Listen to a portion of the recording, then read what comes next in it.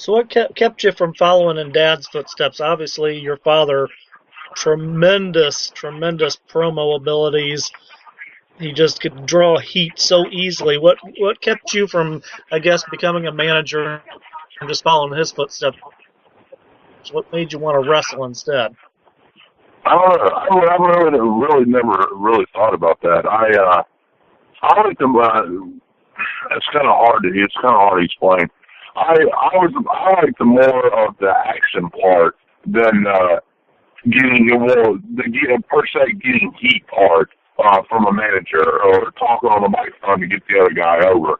I was more into the action and being a star and all that kind of stuff. So I was always wanting to be a wrestler. I never really thought about being a manager, and until now, later, 10 years later on in my career, I just there was something that I didn't want to do was just be a manager. I didn't want to be Paul Bearer. It would be a different story if I wasn't a second generation wrestler, following your father's footsteps, trying to make it in the business. It's hard enough for second generations, like Cody Hall and guys like that their dad was a wrestler. And just like Mr. Purver's son, I can't think of his name offhand, but Curtis Axel, Joe Henning. It would be so hard for him, and you can see it now that he's trying so hard to be Mr. Perfect, and it's just not going to happen. And I knew that even if I even thought about being a manager, I knew I wasn't going to be a Percy Pringle. I knew I wasn't going to be a Paul Bear. So why not get another start as a wrestler and just make it on my own and not have to have to get over as well as my dad did. Now, DJ, I'm old enough to remember your father when he was Percy Pringle. I thought he was outstanding. He had his blonde hair. He was just a pain in the butt, and I loved the gimmick. Obviously, he made his name as Paul Bearer. When he got the contract for WWF, I guess, what did your dad think when they told him they wanted him to partner him up with The Undertaker and be his manager as Paul Bearer, a mortician?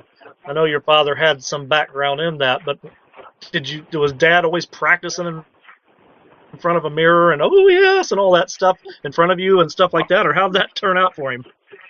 No. He was never like that. It came natural. Just like they were all saying earlier, he had to get the gap. And it was just like he turned on a light switch like that, and then he just became Paul Bearer. It was right. Like the whole character, the whole Undertaker Paul Bearer saga, it all worked out. It all fit together like a puzzle. Did he have any trepidations, I guess, before? Because obviously he had carved such a name for himself as Percy. I mean, when they told him, we want you to be a mortician and stuff like that, did he kind of wonder what they were doing, or did he just embrace it immediately?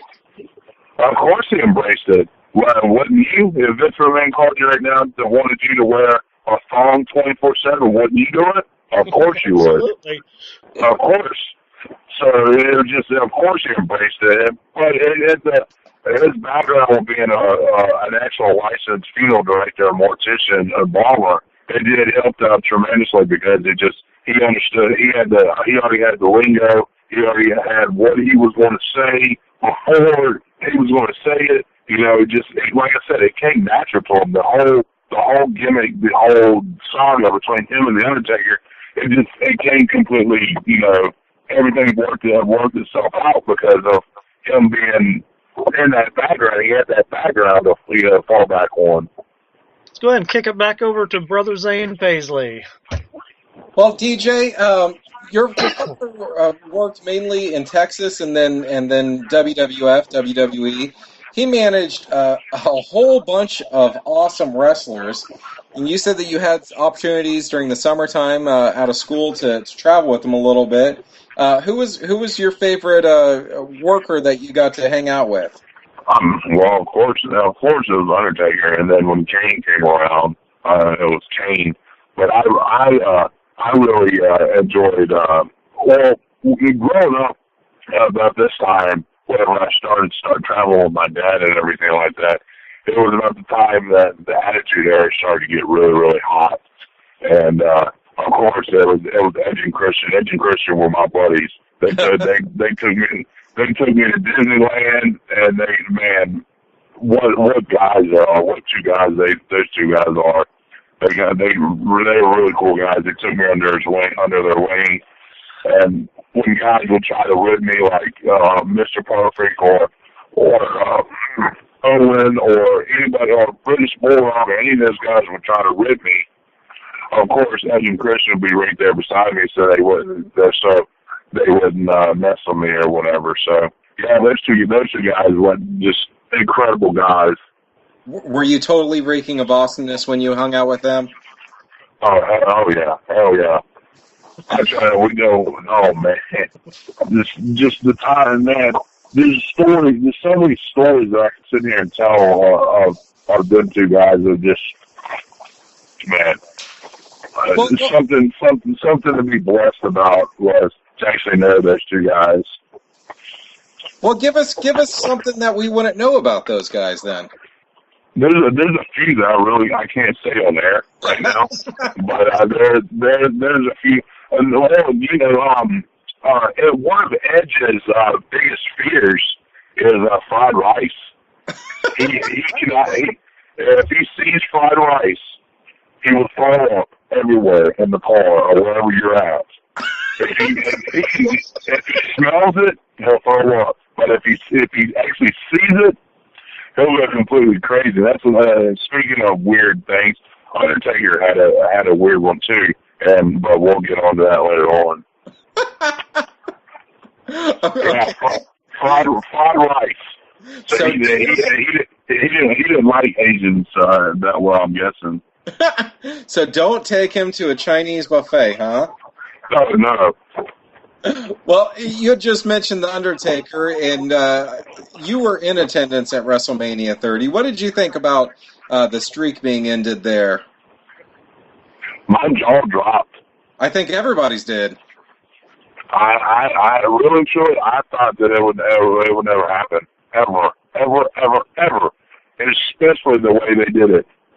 Being a fan, I would really truly wanted my money back from WrestleMania if I would have paid for it or went to the show or whatever. I would have wanted my money back. It's just the way they did it. I personally didn't like the way they did it. I've never been a fan of Brock Lesnar. I've never been a fan of Paul Heyman ever. And I really and truly, I have rather seen Shawn or Hunter, take the street, or even Roman Reigns. People would never see that coming. Now with the Brock Lesnar deal, him coming in whenever he wants to, people are going to be like, something's going to happen here. They know something's going to happen, and what happened? Taker lost the streak.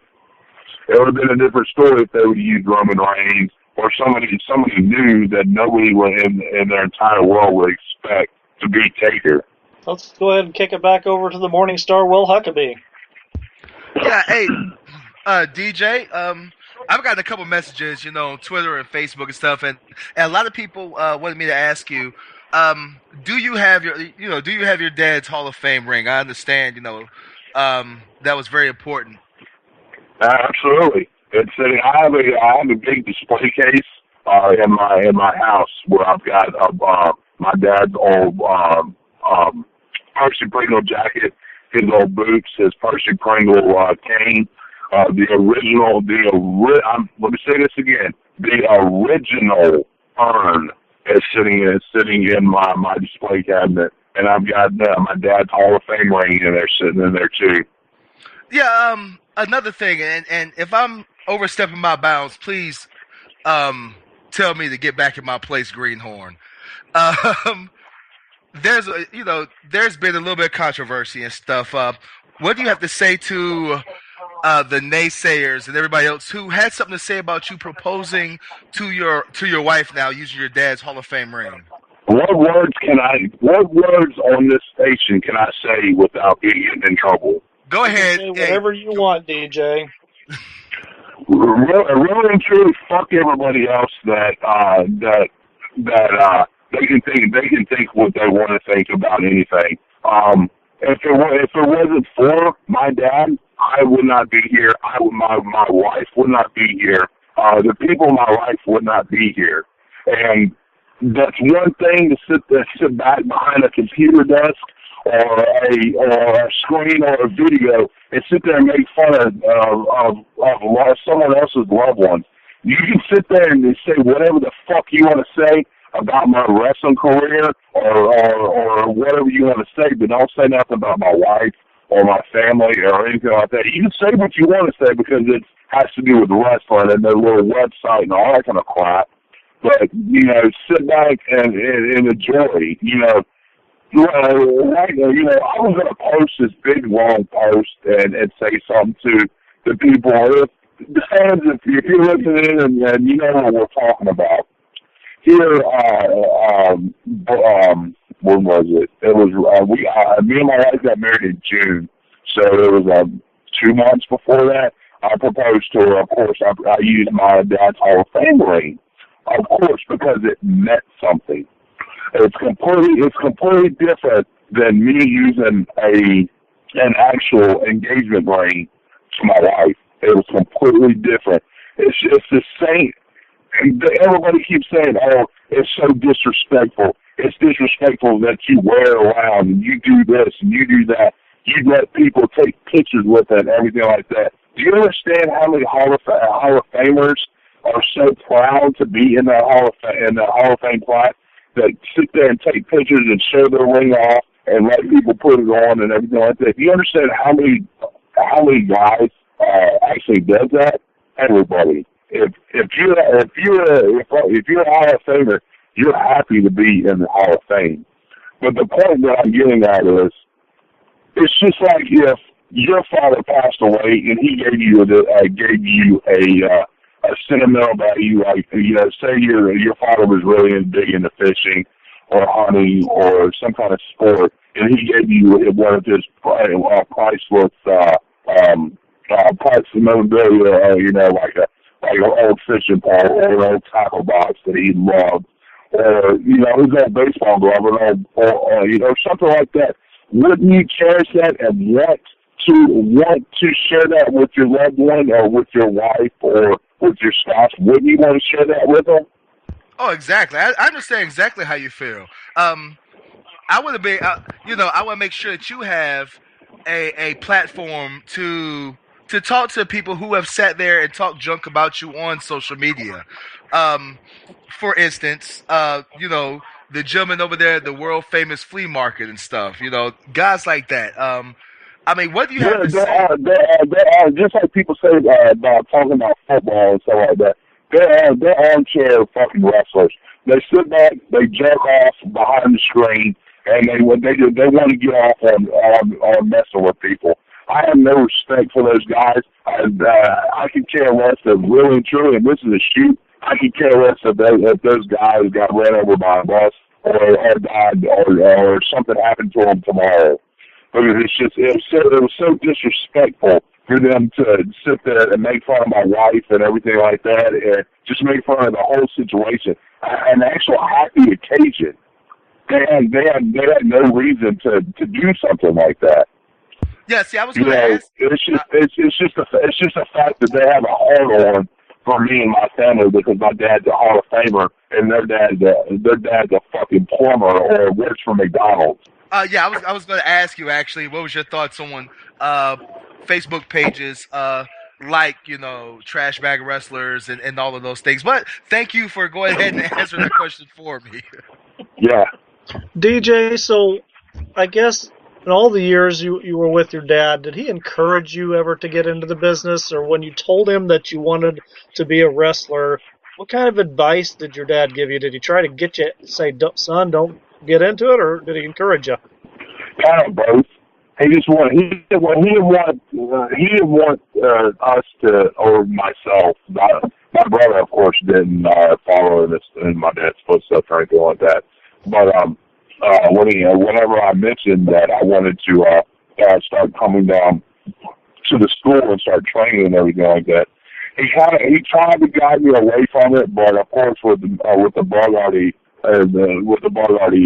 bit me or whatever, it was already in my blood. It was in my blood whenever I shot out of my mom.